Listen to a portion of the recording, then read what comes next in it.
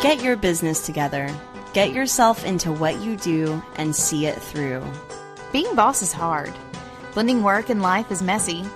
Making a dream job of your own isn't easy.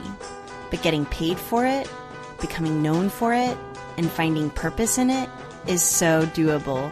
If you do the work. Being Boss is a podcast for creative entrepreneurs, brought to you by Emily Thompson and Kathleen Shannon. Hi, I'm Emily, and I own Indie Shopography, where I help passionate entrepreneurs establish and grow their business online by helping them build brands that attract and websites that sell. I help my clients launch their business so they can do more of what they love and make money doing it. And I'm Kathleen. I'm the co-owner of Brave Creative, where I specialize in branding and business visioning for creative entrepreneurs who want to blend who they are with what they do, narrow in on their core genius, and shape their content so they can position themselves as experts to attract more dream clients. And Being Boss is a podcast where we're talking shop, giving you a peek behind the scenes of what it takes to build a business, interviewing other working creatives, and figuring it out as we go, right there with you. Check out our archives at lovebeingboss.com. Welcome to episode number 41. This episode is brought to you by FreshBooks Cloud Accounting. Today, Emily and I will be talking to you about content marketing strategies like newsletters, social media, blogs, and podcasts, and what you should and shouldn't be doing. One of my mottos whenever it comes to running a creative business is that you track what you attract. So you guys might know about my chalkboard system for tracking my clients, but I also think that it works whenever it comes to your finances too. So I was recently coaching a creative who was a total mess about their finances and felt like they weren't making the money that they wanted to make. So I asked them a little bit more about how they were tracking their finances, and they revealed that they're not at all. So I recommended FreshBooks immediately. It's so easy to use. It's so intuitive. You don't have to have a degree in financing or accounting to use FreshBooks. So I think that tracking your income and your expenses really just almost on a woo-woo level gets you in touch with your money in a way where you start attracting more of it. So try FreshBooks for free today. Go to freshbooks.com/beingboss and select Being Boss in the How Did You Hear About Us section. So today, Emily and I want to get really practical with you guys. Yeah. Well, first I do have to share that we're meeting up a little bit early because of some work-life crisis. Yep. My little bugaboo's not feeling good. And this is like the first time ever that, I mean, usually like while he's at school, I know he's taken care of and I just don't think about him much. Right. And today, after I dropped him off, he was super clingy, didn't want to let go, and was crying. And that's not the first time that's happened, and it's usually not a big deal. Like, usually they totally get over it. But around 9:30, I called the school, and I was like, I just want to check in on Fox. How's he doing? And they were like, well, he's a little grumpy, and he just doesn't seem like he's feeling well. So I'm going to go pick him up early. But it's the first time I've really done that. So I texted you, Emily, and I was like, can you hop on the podcast early? Yeah, and I was really glad to do it. We so I went this morning and met with Autumn Boyd. You guys want to check out like a good creative lawyer, which I'm really excited about. So I went and talked to her this morning about some things for Being Boss and for Indie Shopography. And as we were driving home, I was thinking about how I really wanted to record early today because I need a nap. It works out perfect. I know. So it's one of those things, like, I'm sorry Fox feels bad that you have to go get him, but I think it's going to work out really well. I think so, and so too. Now we get to chat about some real fun, practical stuff and see each other early today. I was talking about how our last episode was real. I kind of have a vulnerability hangover about it because we're just talking a lot about, we're just chatting. And it was a real conversation. Yeah. And we hit record on. But today I just really wanted to get super practical and give the creatives listening lots of practical things to think about. So, Emily, you and I have had hundreds of creatives, if not thousands, ask us, should I have a newsletter? Or should I be on Facebook? Or should I be on Twitter? Or should I be on Instagram? What about Pinterest? What about blogging? Maybe I should have a podcast. Ooh, maybe so.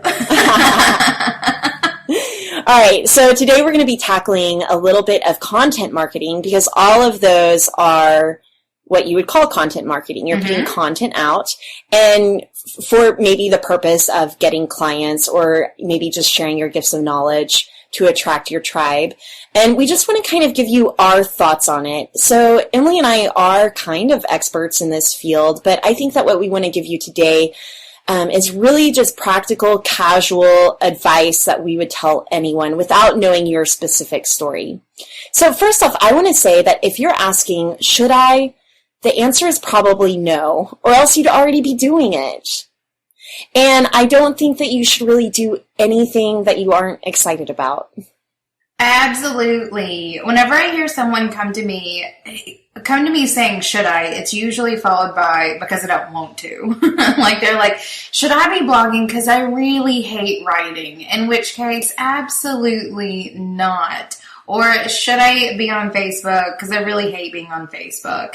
Absolutely not. If it's something you're excited about, you're probably already doing it, and you're probably not needing to ask someone else if it's a place that your brand should be. So I agree. If you're asking yourself this question out of like difficulty because you don't want to be on a platform or be doing some sort of content marketing in these places, then you shouldn't be doing it. But maybe you should still have a space in those arenas, and maybe that's something you should be delegating to someone else. So we're going to be talking a little bit about the ins and outs of that, but I just kind of want to go down platform by platform and talk about the pros and cons of both and maybe why you should or should not be doing this. So let's start with newsletters, because I think that's something that is big for both of us. We both love newsletters, but I've also seen, I think that a lot of content marketing started with email newsletters. I remember for a while I felt like newsletters were so dated. Like, that's such a dated thing. Who uses newsletters? But now I'm seeing definitely almost a resurgence in newsletters. So let's talk about that. Emily, what is your personal experience and history with newsletters? I love doing newsletters. So my personal history is that I've been actively building my list for probably about 4 years. And I really started using it, like doing content marketing on it probably about 3 years ago. Has it been 3 years? It probably has been. Either 2 or 3 years ago. And so I sent out a weekly newsletter. It's Indie Tactics. You can sign up for it, indieshopography.com/newsletter. And it's a weekly email that I sent out to my like little tribe of people. And it's about how to just be a better entrepreneur. So it's just like little messages, I guess, that I write and I send out, sort of helping people like fit into their boss pants, I think, a little bit better, or at least navigate their way into their boss pants. I love your newsletters. Thank you. I love writing them. Whenever I think about the things that I do, like, in a week in my job and the things that feel like work to me and the things that I really, really enjoy doing, my newsletter is one of those things that I really, really love doing. And I love doing it because it's a place that I can share and I can like nurture those connections with people who are, as I see them, my biggest fans. But it's also a place where I can, just market myself, I guess. It's a place where I can authentically sell what I do and nurture those relationships. And really kind of feel like an online business owner. I feel like having a list for your online business is absolutely necessary. I know that's a little against some things that you see online. Gary Vee is one of those who like thinks that email marketing is dead. But if you listen to, our recent episode with Brian Clark, he talks about how important building your list is. The episode with Chalene Johnson was a really huge one for us. So after we got off that episode with Chalene Johnson, she chatted with us for an extra, 20, 30 minutes.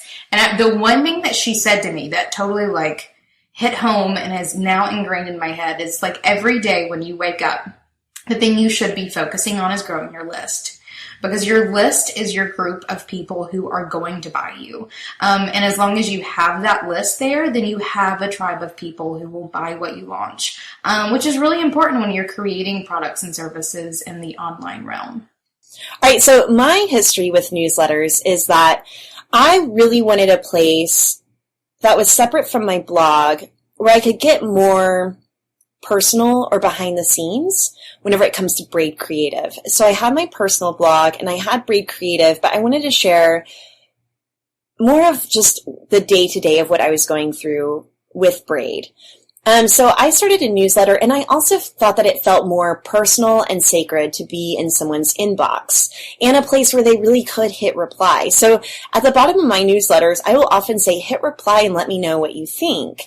And I mean it. I really do love getting those responses back. Now, my list grew, and I never even thought about using it as a marketing tool or a place to sell. I really, truly didn't. So maybe I went into it a little bit naive, but now I'm seeing how valuable that is for selling directly to people who want your goods. So one thing I want to mention is, though, that you don't have to have a huge list to have a successful newsletter. And in fact, I was listening to an episode of Brooke Castillo's on the Life Coaching School, and she was talking about having a newsletter list and how she decided to send out an email every day for 7 days, like kind of a fun, intensive, and that it would actually make people opt out who didn't really want to be receiving what she had to offer or what she had to say.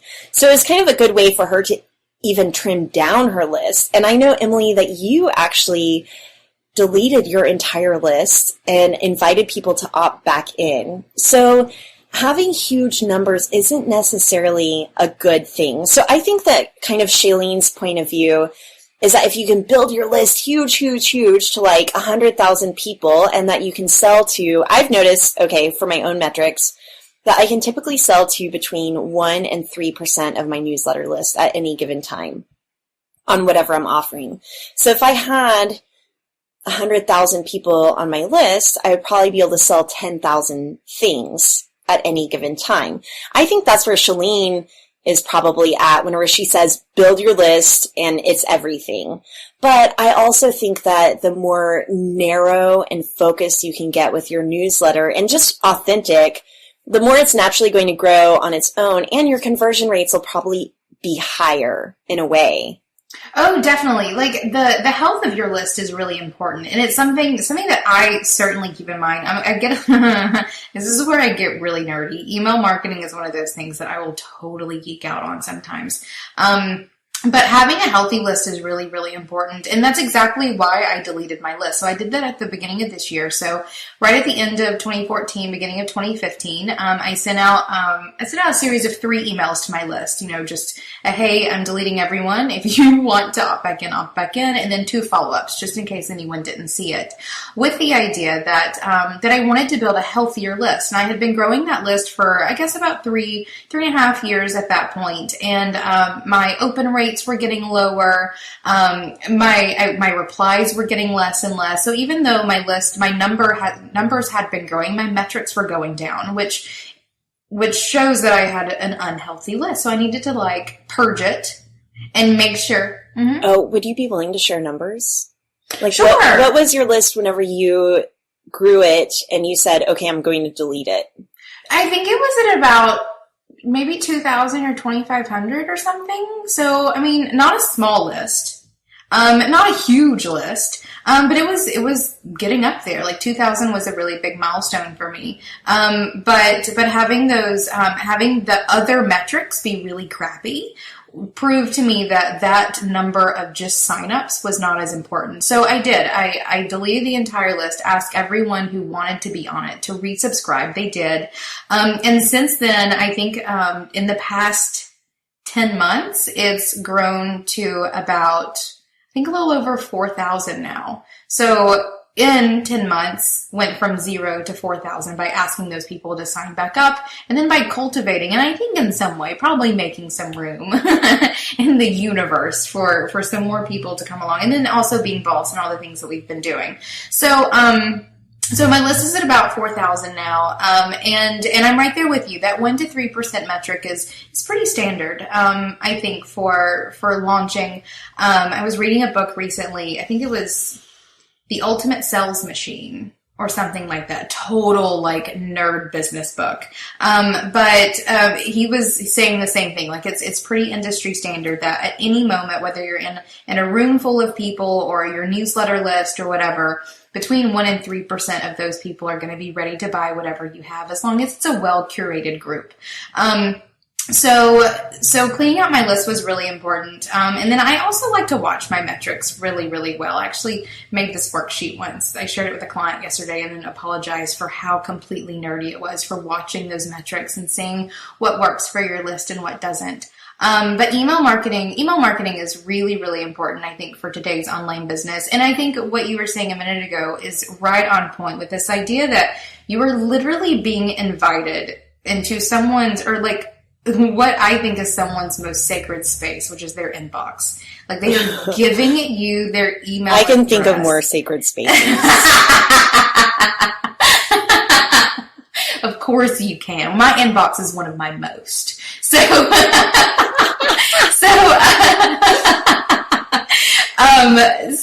these people are literally inviting you into this very like sacred personal space of their inbox.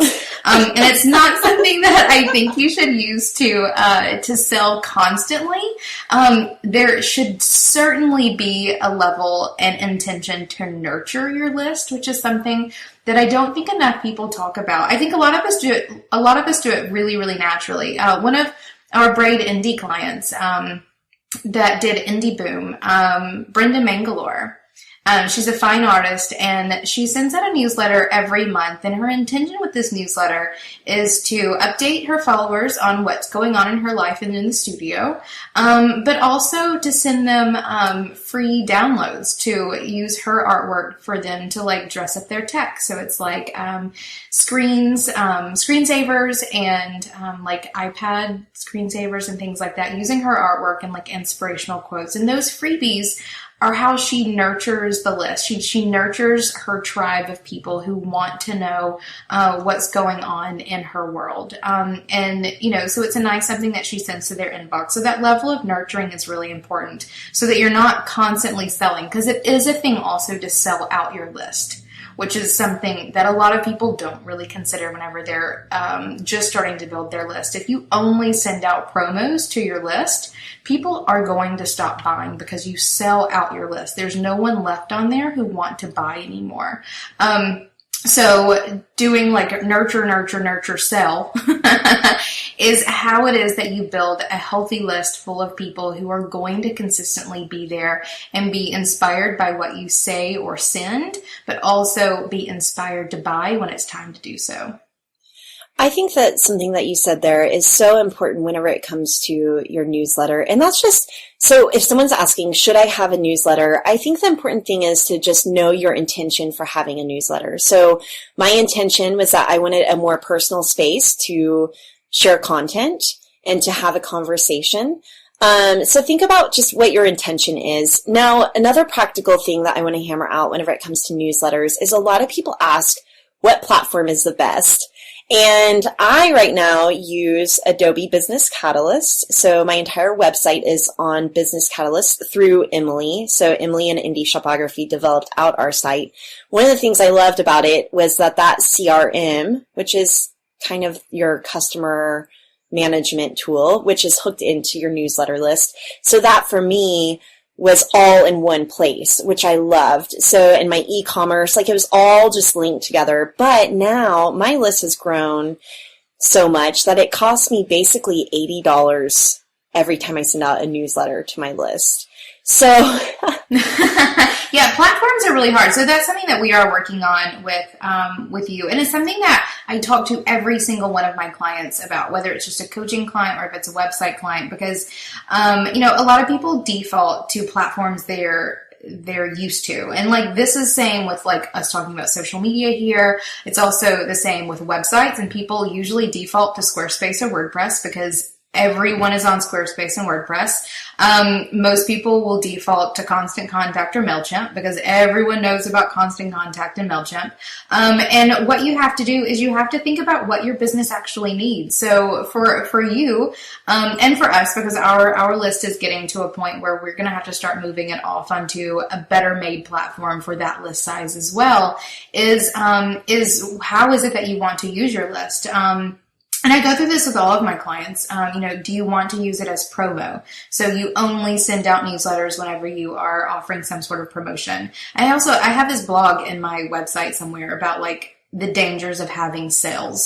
So if you're only using it for promo, go also check out that blog post because that's really not the best way, I don't think, to use an email newsletter. But I want to mention, whenever you're talking about nurture, sell, I feel like I sell in every single newsletter because it's costing me $80 each newsletter. Yes, but you're pairing it with nurture. Yes. So and that's really important. Like if you only sent out newsletters that were like, hey, we're booking braid method projects, 3 this quarter, like buy now, then that is just a sell. And there's no nurture in that whatsoever. And I only do those once a quarter. So if I do a project that has maybe a tight deadline, I send out a newsletter because sometimes it really just is nice to remind people, like, hey, if you were wanting to buy this, the deadline is now. So, but I do like pairing probably more so than nurture, sell. I kind of like to think of it in each newsletter as 4/5 nurture and then 1/5 sales. So at the very bottom of my newsletter, I have kind of a call to action. And sometimes that call to action is more like, listen to Being Boss or check out my blog posts. Sometimes my call to action isn't always buy my thing. Right. Yeah, well, it's about mixing it up, and it's about knowing your audience. Like, that really is the key. Like, we can give you a million examples of how to use your list, or how to use Facebook or Twitter or whatever, and it could be totally different from us because of a different audience. So that's something to always think about, obviously. But something else to really consider with newsletter is that if it is something you're paying for, it should be adding value to your business. And to add value to your business, you need to be consistently reminding people how to buy you. But there's ways to do that in not sleazy ways. And doing 4/5 nurture and 1/5 sell is a completely okay way to do it. If someone is signing up for an email list for a business, you should absolutely assume that at some point you're going to be sold to. Whenever I hear of people who get nasty emails from subscribers because they ask to buy, and they get appalled because you're selling to them in a newsletter, like, ditch that email immediately because that is their fault, not yours. It is definitely your right and really sort of responsibility, I think, to sell what you do in your email marketing and really in all of your content marketing. I mean, that's why it's there. But it is about balancing that nurture with sell so that you are adding enough value that they want to buy you whenever it's time to do so. Yeah, I think my rule of thumb, which I'm pretty sure I've said this on a podcast before, is to basically be giving away $100 worth of free knowledge or worksheets or tactics in every single newsletter you send out. So, this really goes for, I would say, blog posts and even podcasts too, because you're being invited into these sacred spaces. Time is money. It's all energy. Okay, so should I have a newsletter? Emily, yes or no? I think that's a yes. Even if you don't want to do it, I think that email marketing for your business is, if you are going to be anywhere, I think a newsletter should be it. I'm going to say maybe. That's cheating. No, I would say yes too. So I think that it's easy enough to sign up for a MailChimp account, or if newsletter marketing is integrated into your platform, it's easy enough to put a subscribe bar on your website. So even if you never send out a newsletter, start building that list or those emails just so that you have them whenever you're ready. Even if you're not ready now, you might be ready later. So I think that's a good idea. Yes, I'm going to say yes too. Good. High five. Build a list. All right, let's talk about social media. I'm asked almost every day. Well, okay, here's the big question I'm going to ask. No matter what the platform is, should I keep my accounts separate or together? And that's in regards to personal accounts and professional accounts. Oh. The answer is we don't know. No, we don't know. No, we don't know. That is definitely one of those things that you need to make a decision for in terms of yourself, your business, and your dream customer. Period. Every combo in that for every person is going to be slightly different. And it's just about making a decision whether, and it won't be right or wrong, it's about how you use it that I think is really important. And either way you choose to do it, if you are keeping your personal and speaking as your personal brand or separating into a brand and then like a private personal, you must use your brand social media as a brand. And I'm air quoting that. I don't know why. Illustrating. You have to use it as a brand. If you are committing to use your personal social media accounts to promote your business, use it as a responsible brand or don't at all. So one example of this in our own personal, so the way that we do it is I have my and Kathleen accounts. So on Instagram and Kathleen, on Twitter and Kathleen. We also have a Braid Twitter, which went all but dormant until we got a virtual assistant to start managing it for us. So that's another space where, should I be on Twitter? Yeah, I probably should be, but I'm not doing it. So that's one of those places where I felt really good about delegating. I would feel really funny delegating my personal account because, again, I want to keep it meaningful and authentic. And not that my assistant doesn't keep it meaningful and authentic, because she's basically keeping it informative. She's directing people to things that we've written or podcasts that we've published on those more professional accounts. So, and then Emily, you have Emily Thompson. Yes, I have a person, Emily M. Thompson, on Emily Instagram. M. _Thompson on Instagram and Twitter. So I have quote unquote personal ones, but I use those as a brand. Like, you will never see me sharing like anything about anything super personal, because I definitely use those as personal brand platforms. But like you'll still, share stuff on your Indigo's West adventure, which is kind of like a personal professional blend. Exactly. I share plenty of personal professional blend. The trip was definitely part of it. It was also very curated. It was you will never see me sharing on social media anything about my religious views, or about my political views, or about any sort of really personal things that I don't want mixed up in my brand. And I think that's one of the like lines in the concrete for me for like deciding how it is that you would use social media personally, and how that would be different as a face of a brand or a company. Because that is the crossover whenever you choose to use your personal accounts to promote a business, where you are creating products and services that help other people, is that you have to draw those lines. It's not a place where you bitch about other brands that have screwed you over in some way. And it's not a place where you talk about who you're going to vote for or not. Unless those Bernie are Sanders.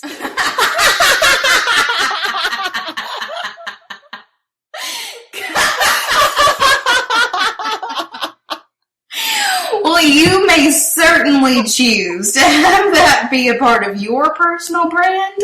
And it's not something that I won't talk about, like in passing, or if it comes up in a conversation, sure. But it's never going to be something that I just randomly start tweeting about. Because that's a place where I certainly do see those places as places where I will communicate who I am and what I'm doing in terms of like how you would do business with me. And I have a really great story I want to share. And this is something I've shared with you before. And I may be like throwing up some like shit in the storm again. Is it the ice cream? It is the ice cream.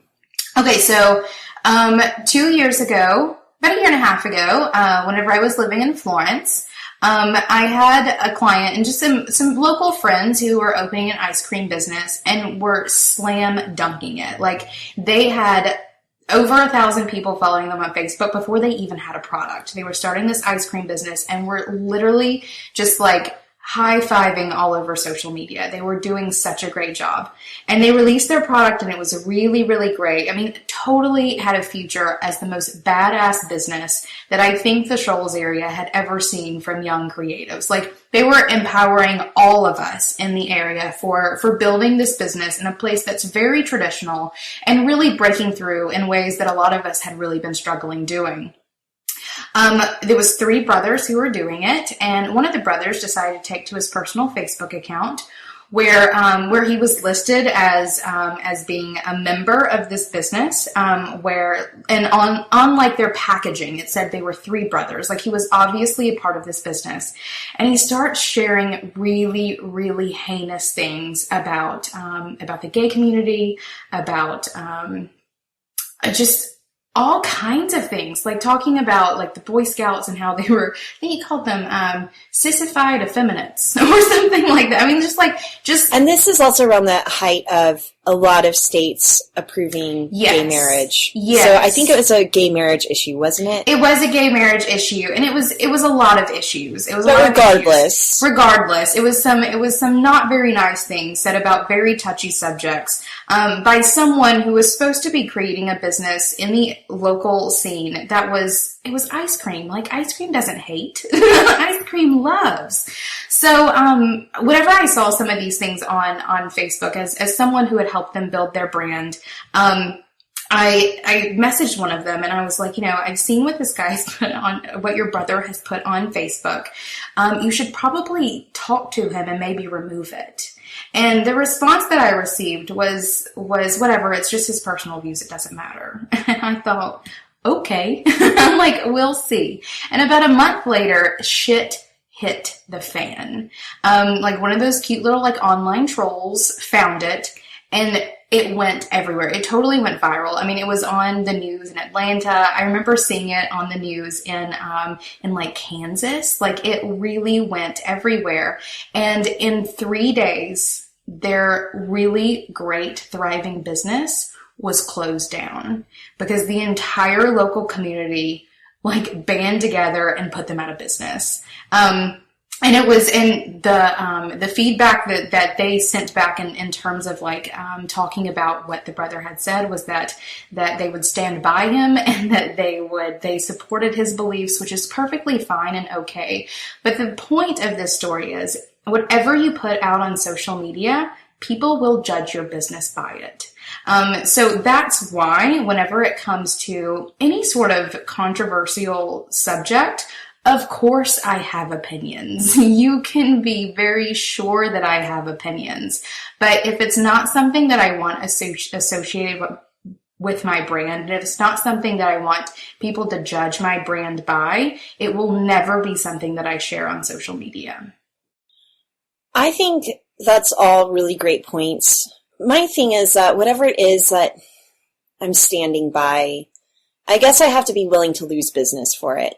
Yes. And so, obviously, I'm on the other side of the spectrum from the Ice Cream Brothers, where I'm probably on Facebook having my profile image covered in a rainbow flag in support of gay marriage, right?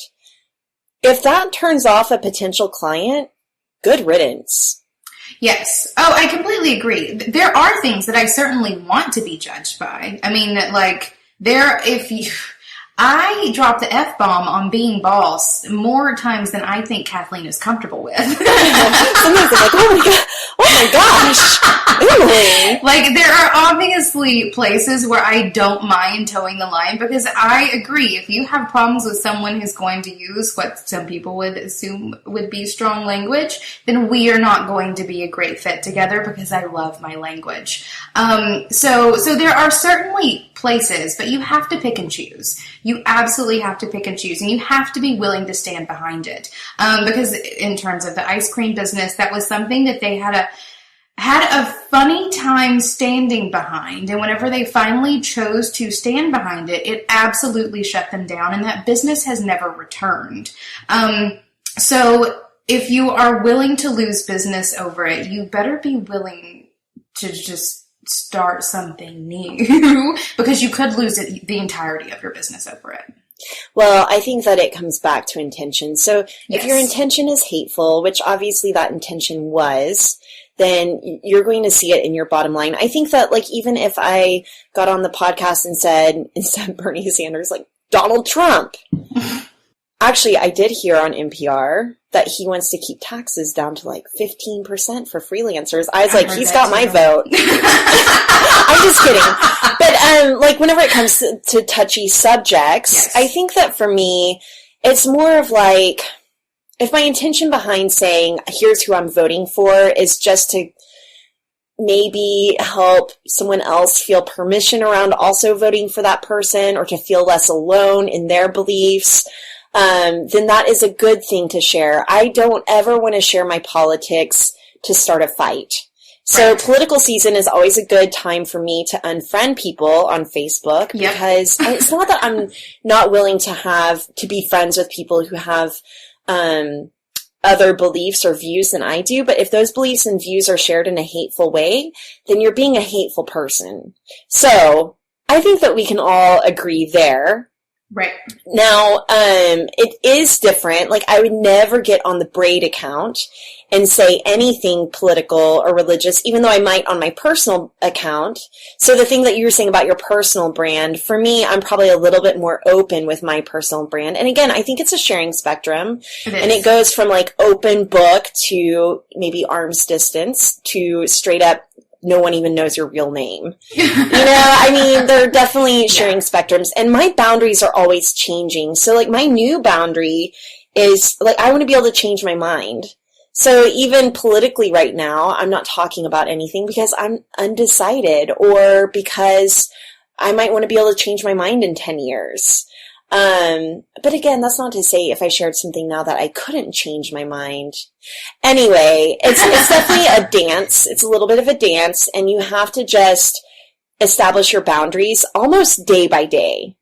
But one thing I wanted to talk about is, so we have our personal accounts and then we have our professional accounts, but then we don't have any accounts for Being Boss. I know. I feel like that's a conversation we need to I know, it is a conversation. So that's the kind of thing where whenever we first started Being Boss, we didn't really imagine it growing into what it's grown into. Right. But I imagine any day now we'll probably have Being Boss accounts for things like, right now we host Twitter chats, and those are being hosted from Indie Shopography, Emily Thompson. No, Emily Thompson. And Braid is in some of that too. It's fun. We don't even know what's happening. Hashtag, is it Being Boss Chat? Yes, Being Boss Chat. It's every Wednesday Wednesday evening, I believe at 6 p.m. East Central. I've moved time zones. I don't know where I am anymore. And Chris usually runs those. I'm in there. I actually did the one last week, and it was tons of fun. But we go in there and we talk about the episode and ask questions, and there's some fun community building going on in there. Twitter chats have been a really fun thing. So they were away. Twitter chat was my idea, and it came after Facebook. So let's talk about like Twitter, Facebook, Pinterest, Instagram, because one of the things that I make my clients do especially as we're going through indie boom, and it comes to the point where we need to make your social media platforms look and sound like the new branded website that you have. So we actually, we sit them down and we say, okay, what platforms are you going to be using? And how are you going to use them? Because that's not something that a lot of people really think about. They just think, oh, I need a Facebook, Twitter, and Pinterest, just put all the things. But to really use social media really well, you have to have sort of a different purpose for each platform. So we sit down and say, how are you going to use your Facebook page? Like, what information are you sharing? What's purpose does that serve in your business? And how is that different from how you use Twitter, and how you use Pinterest, and how you use Instagram? And so you sort of create these like content plans around each platform so that it's slightly different. And there can be some overlap, but it's a really big no-no to just automatically like send all of your Twitter things to your Facebook or vice versa. You should be using each platform a little bit differently. So the Twitter chat came from us having the Facebook group, which is fantastic. You can find it, Being Boss, on Facebook. And I would say I probably head up that Facebook group definitely. little bit more. So you were like Facebook. And see, the Twitter chat, I feel like a grandma trying to follow along. I can't hang. And so this is what I'm curious about on the Twitter chat.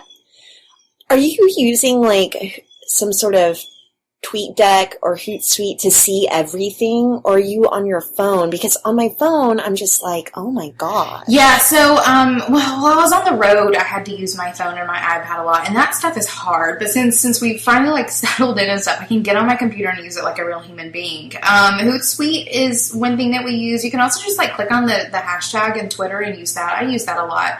But you just sort of follow along, and, like, Twitter is not everyone's thing, just like Facebook is not everyone's thing. So the Twitter chat for me was a way for us to nurture the Twitter community because the Facebook was getting so much loving. So I wanted to take it to Twitter so we can nurture that community as well. And that's really how you have to think about what platforms you're going to be on. So where is your audience hanging out? Or is your audience like, are they a bunch of like tweet heads? In which case, like, I totally just made that up, by the way. So are they all on Twitter, or do they really use Facebook? And then that's where your brand should be. If your dream customer is like 60 years old, and not to say that like 60-year-olds aren't on Twitter, but that's not the place where that group of people are really hanging out. Those people are much more on Facebook, in which case put your energy there. If your people are Instagram users, especially if they're of the younger crowd, be on Instagram. Don't worry about Pinterest. It's about finding where your people are and going there, but having a different purpose for each and really nurturing the community that is in those places. Be adding value just like you do in that newsletter. Do the same thing for your content on those social media platforms. So I want to take it from the approach of not necessarily where your people are, but where you already are. So you ask your indie boom clients, where do you want to be? How are you going to use it? One thing that I like asking my clients is, where are you already at? If you have 8,000 Instagram followers, then yeah, maybe you should be using your Instagram account for your business. Yeah. So I think that going where you already have energy is huge.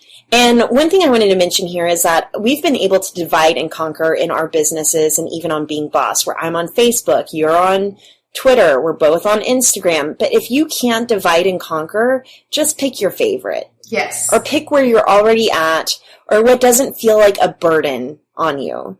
If that's Pinterest, if you're already on Pinterest all the time and you're just pinning stuff because you love looking at inspiration, then start thinking about ways to use Pinterest to leverage your business. I'm not a Pinterest expert at all, but I love using it to create mood boards and to get on the same page with my clients as far as the look and feel for their brand goes. So I say, show me your Pinterest page, and then from there I can start to uncover patterns. And whenever I say patterns, I mean like I can see different colors or textures or typefaces that this person is attracted to, or even visual metaphors. So it's for me, Pinterest is a great tool for my business, but it's not necessarily a sharing platform. And it's not like I'm trying to get people to find me through Pinterest. Sure. Pinterest is really, really great for blogs. Like, Pinterest is what will keep the blog alive, I'm pretty sure. So if you have a blog and you're sharing lots of content on your blog, Pinterest is a really great way to drive traffic to your blog. Pinterest is also really, really great for product shops. One of my very favorites, like the person who I think is the most boss when it comes to Pinterest and product, is Maria Seal. Like, her Pinterest account is so legit, and it's really, I think, been partly that Pinterest account that's really elevated her so quickly in what she's been up to. So there are lots of ways to, curating things like Braid does. We do some of it. I like to just use it for like food and house design ideas. Me too. I like to look for outfits. Yeah, and haircuts. Haircuts is the big one for me too. So, so you can definitely use Pinterest and like enjoy having a Pinterest, but you can also have a marketing campaign around it. We have a couple of clients who are diving into like Pinterest ads. I think those are going to be really, really huge if you have product or if you have like content marketing heavy in your blog. I think that getting in Pinterest and really seeing how it works and seeing what you can do there can be really powerful for driving people to other places that you live online. I've had even some people ask us, and I'm looking right now to see, because we don't have a blog on lovebeingboss.com, which is our website, people have asked us, like, how do I pin your stuff to Pinterest? So I've actually been thinking about that, and this is a fun conversation we get to have someday, because I think that it is time for Being Boss to have a stronger presence on social media. We've been totally dividing and conquering and just sort of promoting things on our separate accounts, but I think that that Being Boss could be massive on Pinterest. And I think that we should, I want to start doing some Facebook ads, just sort of see what we can do there. I've been playing around with those and been talking to a lot of people about some of the best ways to go about that. Maybe we can do an episode on that once we give it a go. But I think it is time to start taking Being Boss into like... Okay, so I'm curious, how do you think that we could be boss on Pinterest? Like, in what ways? And what I like, would it help? Like, okay, would we have a Being Boss Pinterest account where we're curating stuff? So just inspiration, or is it to just promote our own stuff? Because I remember one of our Pinterest first launch, it was a no-no to pin your own stuff. But now I feel like everyone does that. Everyone does it. And again, going back to Maria Seal, one of the things that totally feeds her massive, amazing feed is she's going and repinning her own stuff all over the place. And no one hates her for it. Like, it's definitely nothing like that. No, I think it could be something where maybe we just do it under our separate accounts, like my indie shopography one and your braid one. And we create some really just like badass, totally like vertical friendly like quote graphics and things like that, pulling quotes from our podcast like we do on our Instagram, so that we're pushing all of those people to find Being Boss like on the website and listening to us and thinking we're fantastic. So one thing I wanted to mention on social media, whenever it comes to which platforms you should or should not be on, again, just wherever you have energy. But one of the things that you were saying earlier is that it's a no to push the same thing across all your platforms. But I've found as social media is growing, a lot of people are, it seems like, picking one place and sticking to it. So redundant content being blasted across all those platforms, I don't know that it is hitting all the same people anymore like it used to be. No, it's not. So agreed. All of your content is a no-no. Choosing content is perfectly fine. And I think that is the difference, is a lot of people will have it automatically set up. So literally every time they put something on Facebook, it'll feed through to Twitter with like 20 characters and a link. Like, that's not helping anyone or adding value to anyone's Twitter experience. So if you can pick and choose your content, then sometimes it is perfectly fine to push it. I push my Instagram content to Twitter often, and no one hates me for it. And if you do, bye. But I don't do all of them. Like, I definitely pick and choose. And same thing. Like, sometimes I'll take things from Instagram and feed it to my Indie Shopography Facebook page, which you can do all that by ifttt.com. I think that pushing all of your content is a no-no. Curating your content for each individual platform and the audience that is on that platform, because you're right, your audiences are going to be a little bit different on each platform, so they may not be seeing all of the content all the time. A really, really great book is on social media and how to use each individual platform. I loved it. It was Jab, Jab, Jab, Right Hook by Gary Vaynerchuk. It's a really great book, and it really breaks down a lot of basic things on social media, especially if you haven't been doing it for 10 years like we have been. It really does a great job of breaking down each of those individual platforms with some good like do's and don'ts for things like hashtagging and how to share really great images, how to pair images with captions that will actually convert. It was a book that totally floored me. I loved it. So one thing I'm asked a lot about is frequency, whether it's a newsletter or social media or blogging or podcasting. How often should I be posting? And I just want to touch on social media since we're talking about that. I think that social media, you should be posting every single day. And Yes. if you're not posting every day, then it might not be the platform for you, or you need to narrow down your platforms or hire someone else to do it for you. But I think that social media is an everyday thing. I completely agree. I think one of the best things I ever did for my business was hiring Chris to do my social media stuff. So, as you are like in your hustle, this is something I talk about a lot too. I feel, we don't start these businesses to become social media marketers. Like, that's not why I'm here. This is not what I want to do with all of my time. There are people out there who loves doing social media marketing. So handing that stuff off does not make your brand less you, especially if you're creating the content and having someone else schedule it all up for you. And that is something in that book, Jab, Jab, Jab, Right Hook, that Gary says is a huge no-no, is scheduling your content. I don't care. I do it because I don't want to spend all day on Twitter. So we've curated like these libraries of content and scheduled them out and use meetedgar.com to schedule them out. It's the best social media platform scheduling platform that I have found. And it's a little pricier, but totally worth it in my book. And we fixed it so that, scheduling content out that way has you a consistent presence online and on your social media platform. So if you wake up one day and you are hustling out all the things and you forget to get on Twitter, it's fine. No one's going to know because it's already scheduled out and it's going out for you. I think that scheduling it out is a really good idea as long as you are carefully curating that content so it doesn't become a robot sending it out, but it actually still has your voice and your authenticity in there. I think what's tricky for me, whenever you say that none of us got into this business to be social media marketers, for me, I was almost a social media marketer first, and the business grew from that. You are the exception, right? To that. Well, I don't know that I'm an exception, but I think that happens to a lot of people. So I started my business by having a blog. So we'll get into blogging, but I had a blog and I was working at an advertising agency.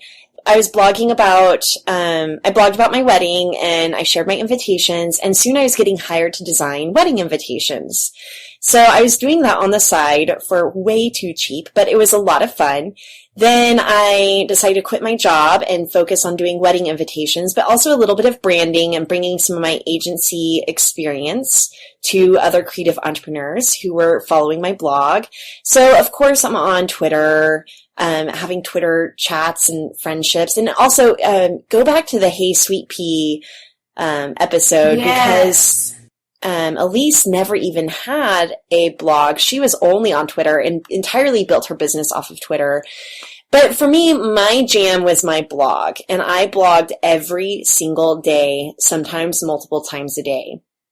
So now I'm not blogging as much, but even yesterday, our assistant Caitlin wrote her first braid blog post, and it's just, it's fun.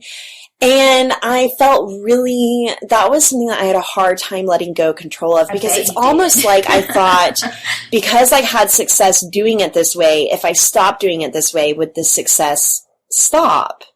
Right? So, for me, it was a little bit tricky because that's how I built my business. It was scary to let it go. Sure. Well, and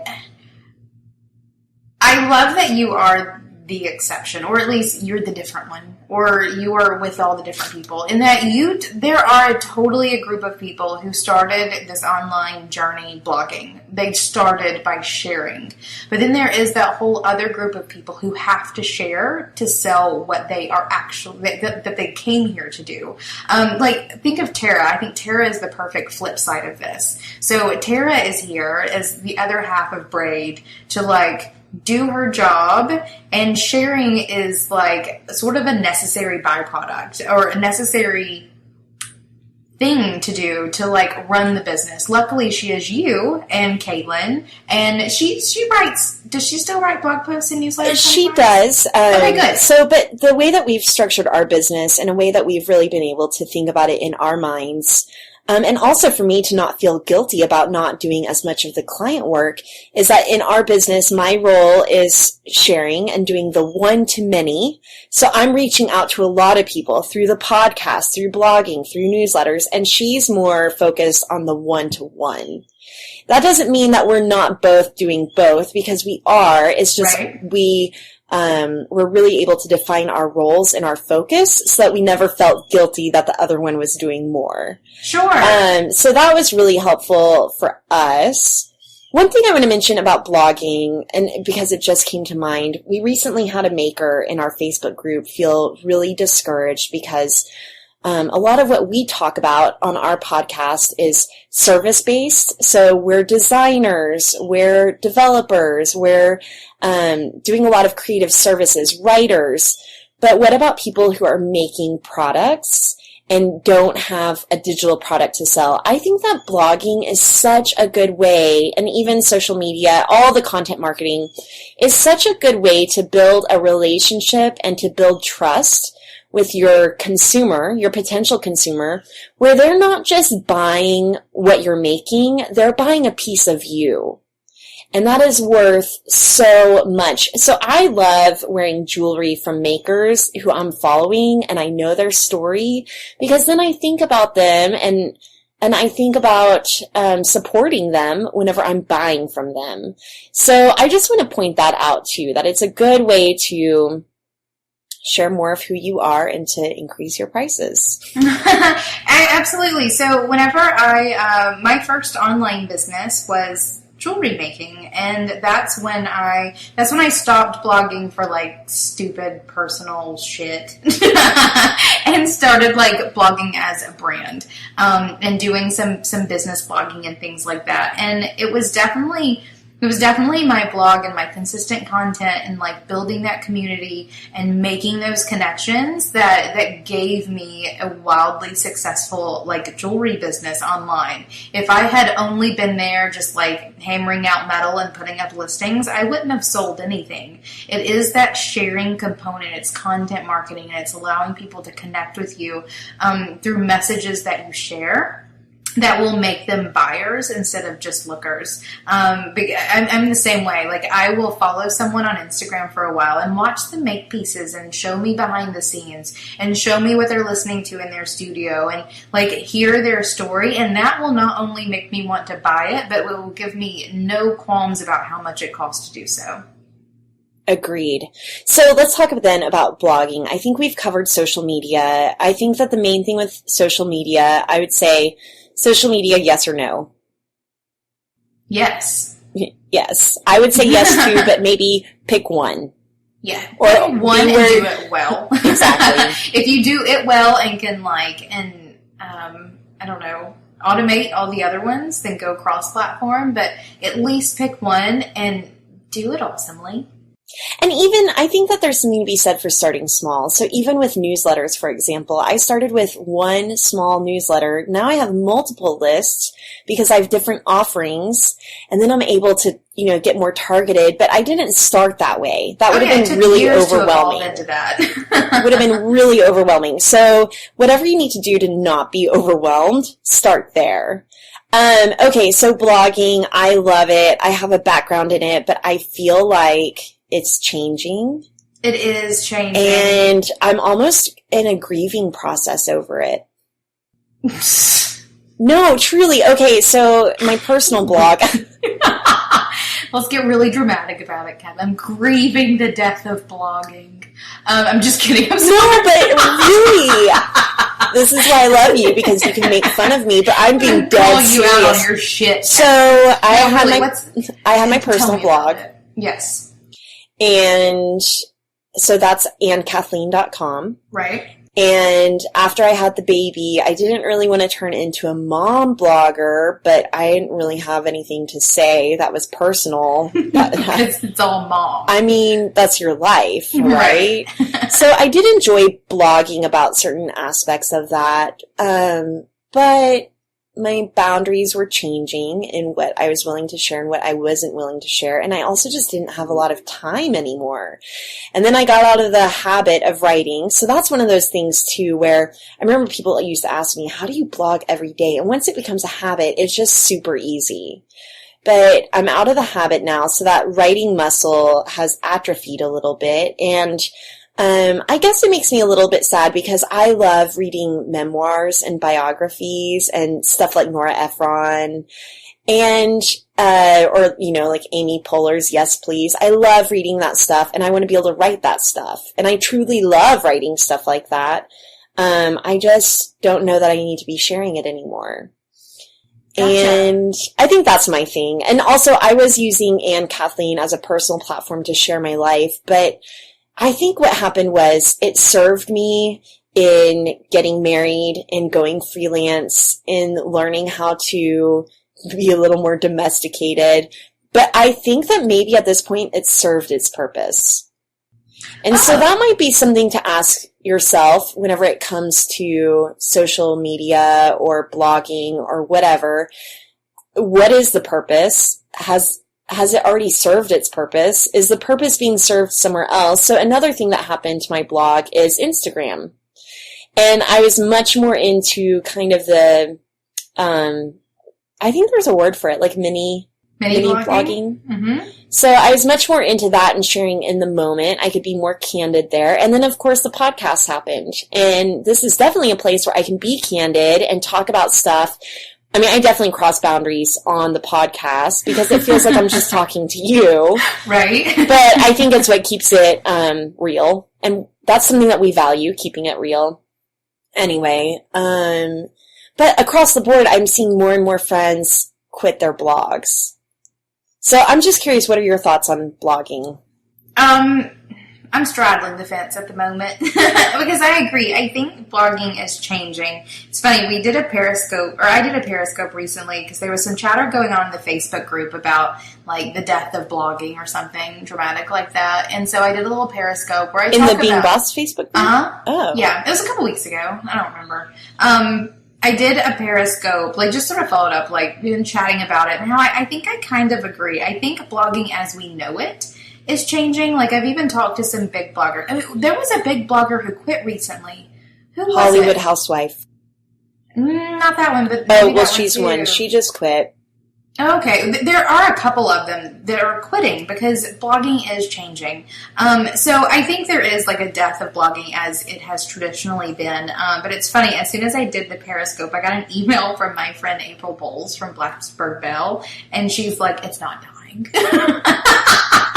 And so I had to have a good laugh about that because it's not. Like, it's still there, it's still active, but it is different. And I think Pinterest is one of the things that's going to help it live on. All of that to say, I'm still on the fence. I have been blogging in one capacity or the other for the past, 15 years, I think. Like, it's something ridiculous like that. So I'm kind of tired of sharing in, written form. So that is one side of me in that I really just don't care about blogging anymore for myself, and because I feel like I've done the time, and because of this podcast, I'm right there with you. This podcast gives me the place to share the things that I would like to be blogging about if I didn't have the podcast. And my newsletter is a place that I can write and share in a way that is just like blogging. It's just for a very niche group of people, and it's super exclusive for them only. So I'm in a place where I have no idea if blogging is one of those things that I should be doing because it's content marketing. It's great for search engine optimization. It will attract dream customers, and it will prove my expertise. But does it have to be a blog? Because I'm done. So I was actually talking to Kendrick the other day, who's my sales coach, and I told her, we were talking about, how can we reach my goals? And I was like, one of the things that I'm really on the fence on, and maybe I just need a kick in the ass over, is blogging. And she's like, girl... And she gave me a little kick in the ass because content marketing is so important. And doing long-form content marketing like you can do in blogging is really, really huge for positioning yourself as that expert and really for that search engine optimization. if you want to get into those super nerdiness of like attracting people online. But whenever I feel the need to share, it's really hard for me to do it in the blogging platform because I can do it in my newsletter, I can do it in the podcast, and I also super enjoy using Instagram as a mini blogging platform for some of that more personal stuff that I would share on my blog. So, I don't know. It's my answer. I don't know if I should just shut the fuck up and do it or if I should just let it go. What do you think about putting your newsletters on the blog? And I've publishing them there. Because here's one thing. Here's one of the cons with a newsletter is that once you write it and it goes to that list, it's gone. You know, it's not really archived for new audiences to read. So that might be something too. And I'm on the fence about that. Like, I can't really imagine. And again, that's because my blog and my newsletter serve different purposes. But the way that your newsletter is, Emily, I could totally see you just putting that up on a blog post because they're really good and they're basically blog posts but straight to an inbox. Right. I completely agree. And that's actually, I have like a piece of paper around here somewhere, again, with that idea of like creating a purpose for each of the ways that you share. And being boss is how we share, you know, boss tips for being boss. And my Instagram is where I can show like little insights and behind the scenes into my life, and also share thoughts on things that are happening, especially in terms of the podcast and things. My newsletter is where I share my like entrepreneur kicks in your pants along with like small to-dos. And my blog could definitely be that, or my blog could be something totally different. And now even adding on the whole other layer of toolkits and having that place to be a place where I can share, you know, really good how-tos on like building the online business. It's one of those things where, do I need to supplement all of that with a blog? Do I need to change the, you know, newsletter to the blog? One of the things that I love about the newsletter is the exclusivity. What's that word? Exclusiveness. Of it, that being content that literally just goes out to my people. So I don't know. I'm on the fence about blogging for myself. I feel like I've served my time with blogging. But for people who want to grow a website, and grow a website, because the SEO piece of that puzzle is very, very important for having a blog, and not only having it, but having it on your website. It's not having, you know, a Squarespace website and a WordPress blog. That does not do the same thing for your SEO.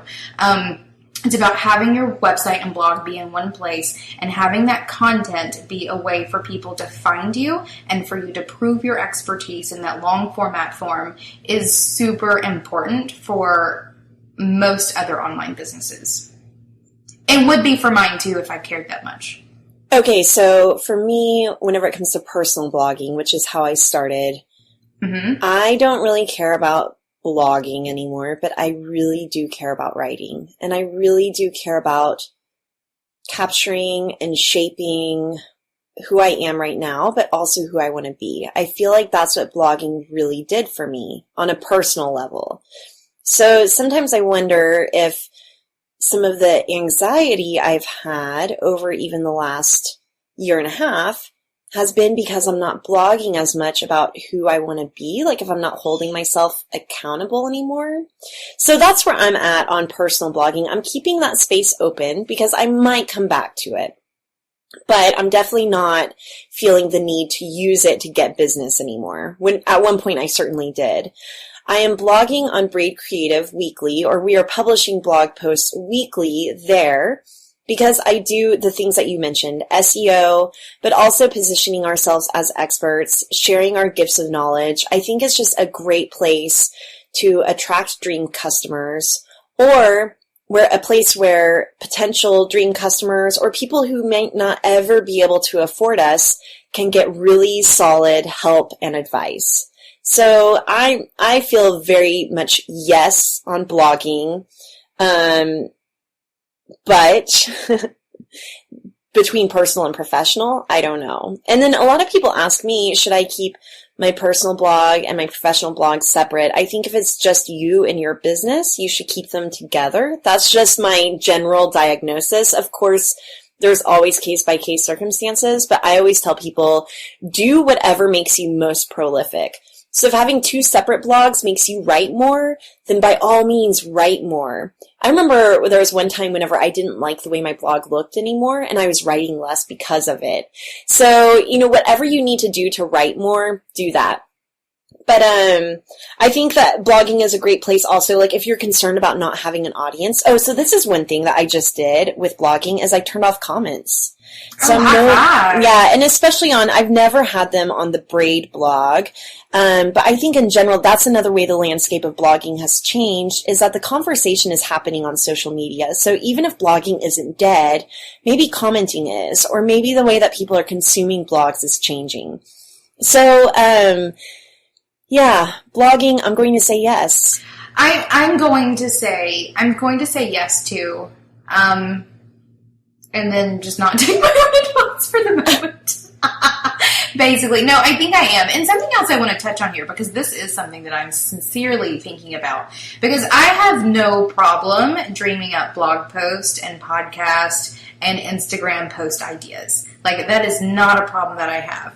I have been experiencing the most intense writing blocks when it comes to actually sitting down and fleshing out any of my blog post topics. So one of the things that I'm considering is hiring a copywriter to take my blog posts and write them for me. And not that it's any less me, because it's my thoughts and my outlines and all of that, but having someone else write it for me so that I have that content, because it's content that I want to share. It's content that I know will serve our community greatly. And it's not something that I'm going to allow myself to feel guilty about. I have 2 thoughts for you. Sure. One, could you just pretend like you're writing a newsletter? No, because here's the thing about newsletters. So sometimes people will email me and be like, oh, I read your newsletter. It was that one because I'm sure you read it weeks ago. I write it 5 minutes before I send it out. Like, my creative process with my newsletter is that I have to sit down and write it just before I send it out. I can't write it the day before. I can't write it the week before. I have to write it in that moment and I send it. I need to practice some things in my life.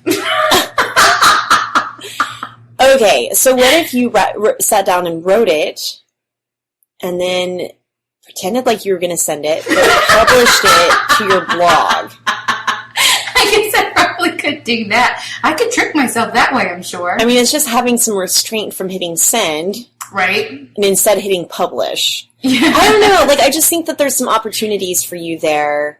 But, I think so, too. I know there is, too, which is why it is still a conversation that I'm having with myself and not one that I have totally just shut down.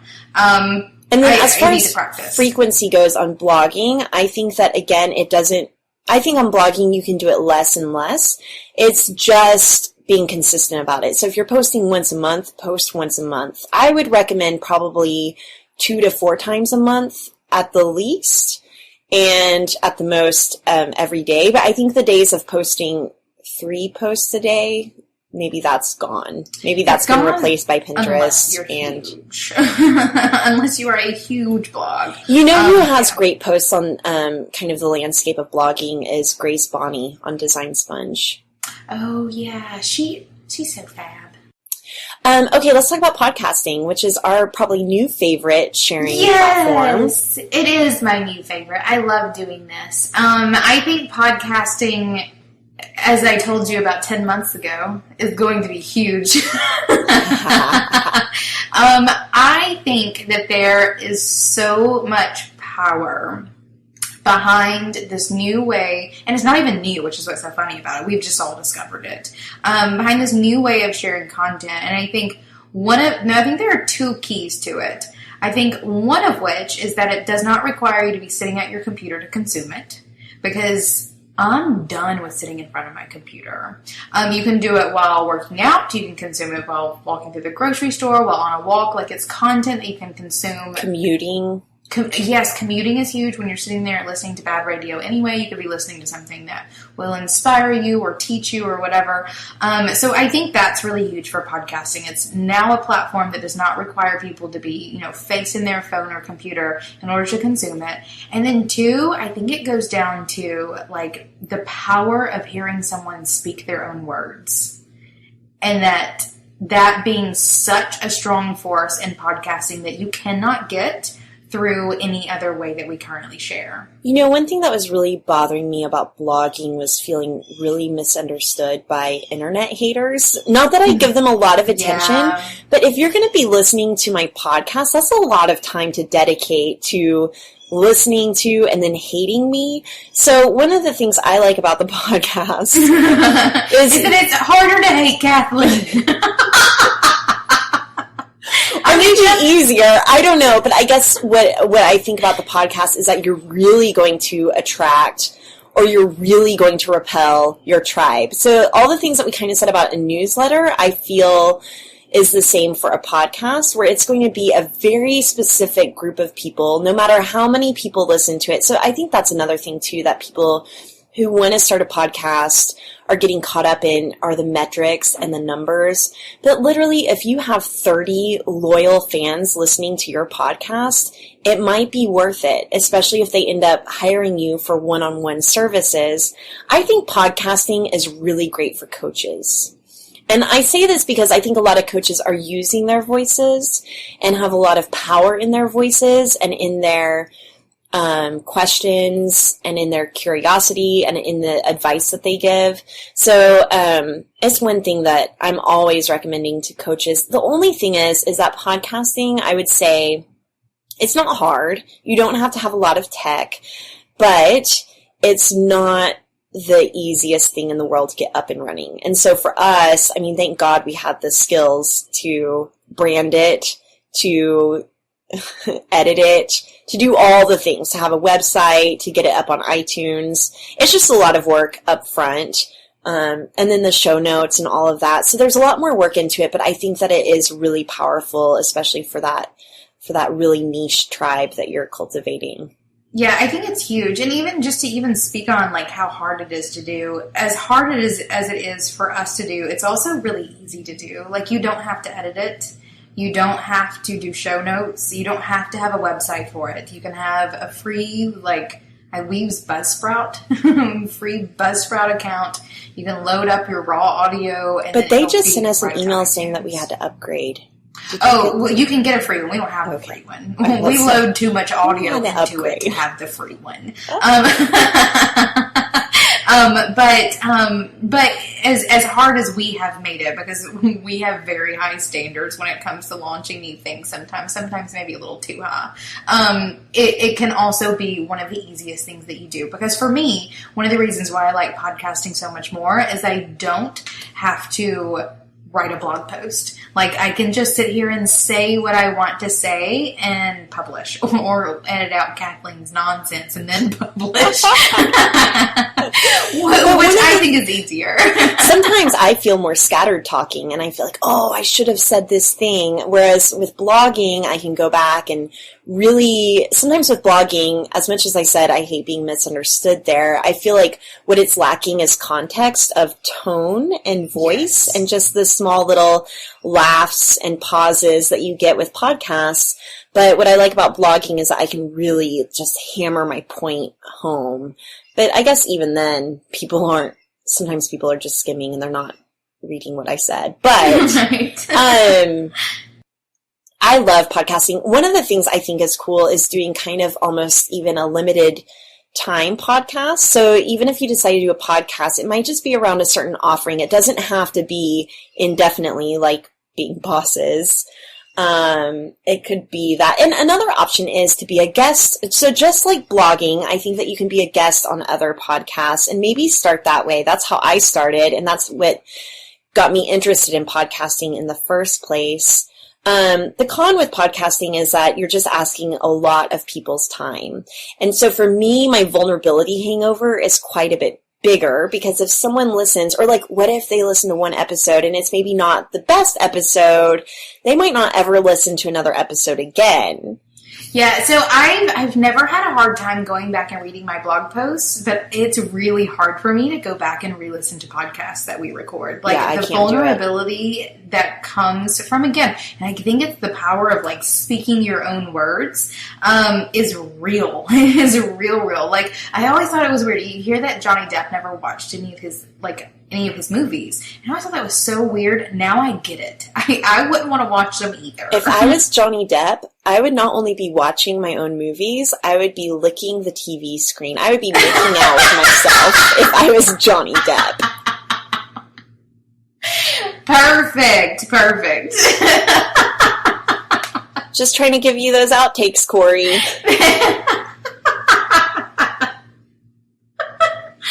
Perfect.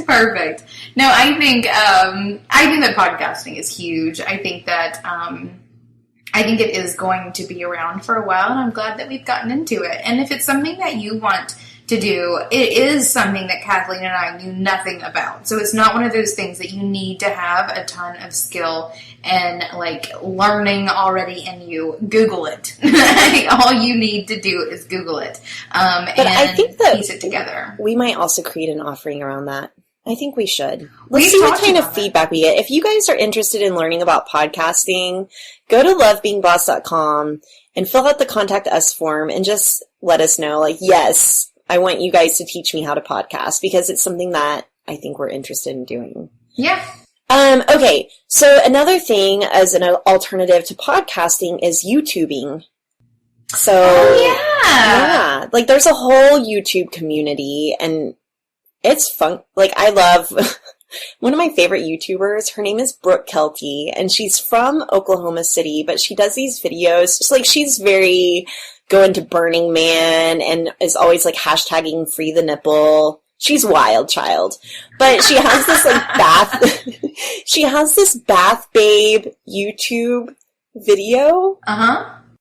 Well, that's one of the series on her YouTube channel, and it's just hilarious. It's her in the bathtub. She has clothes on, just saying funny stuff. I don't know. It might not be everybody's jam, but I like it. And then also another one that I recently got into is another Oklahoma City YouTuber, and she has a beauty YouTube, which I think is a big segment out there. So again, I'm new to the YouTube thing, so it's not like I can say I recommend it for these people, but I could see it being good for beauty bloggers or foodies, people who are wanting to share in a more visual way. Anyway, her name is on YouTube, How to Be Fancy, and she has a fun just YouTube channel where she's sharing beauty products and stuff like that. So I've been watching YouTube just for like how to do my makeup and tutorials like that. Good. I love YouTube. I use it to learn all kinds of things too. I've never really gotten into the community aspect of YouTube, and I don't know why. It's just like another thing that I never got into. But I've been getting into it a little more recently too. I watched someone recommended I watch OMG We Got a House. Or We Bought a House. It's just this little couple that bought a house, and it's just really cute. They like start redoing it. Also, one of our previous guests in an Indie Boom Braid Indie client, Talia Chai, just recently launched her first like YouTube video. She's going to do a fun little channel. I was actually just thinking about her whenever I was like, I don't know who I'd recommend this for. I was actually thinking about Talia. Yeah, she just launched hers. Yeah, so that's really exciting. I think YouTube is a really cool place, and it's a really great way to share some really just serious, cool content.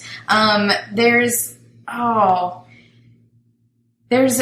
called You Need a Drink that is hysterical. I'm gonna have to find it. Go to the show notes and look up this thing that I'm thinking about. Because it will make you laugh. If you like cocktails and to laugh at stupid things. All right. I think that ultimately what I want to close on, and there might even be more content marketing platforms out there, but to sum it up, do what you want. If you're saying I should, it probably means that you need to not do it.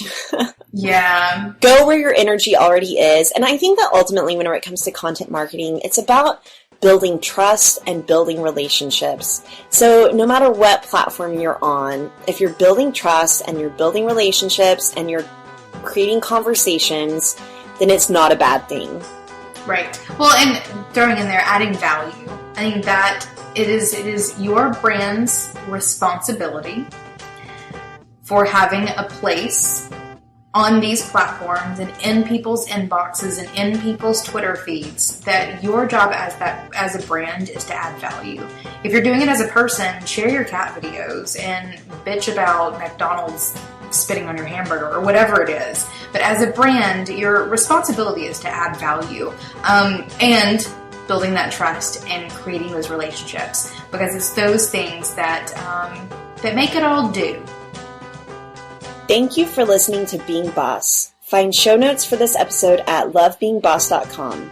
Listen to past episodes and subscribe to new episodes on our website, on iTunes, SoundCloud, or Stitcher. Did you like this episode? Head on over to our Facebook group by searching Being Boss in Facebook to join in on the conversation with other bosses, or share it with a friend. Do the work, be boss, and we'll see you next week.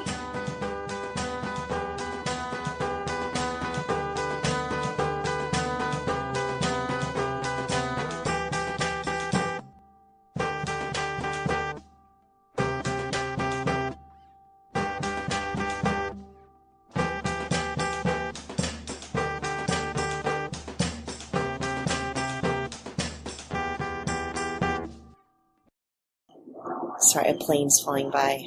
I should wait. Don't hear it. Okay, good. I have all my windows open, and anyway.